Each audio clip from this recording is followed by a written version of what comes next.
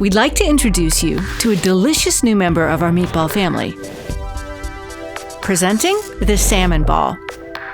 Behind the scenes, our chefs have been hard at work for quite some time.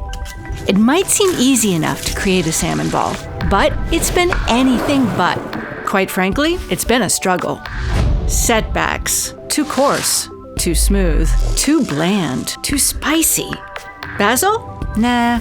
Dill? Maybe. Not only toiling away with the taste and texture, but also aiming to be good for both people and the planet. We want to offer our customers healthier and responsibly sourced food. We realize we can't do this alone. We need partners, carefully selected. They supply us with fresh ASC-certified salmon from the icy fjords of northern Norway. Sustainability is as important for them as it is for us.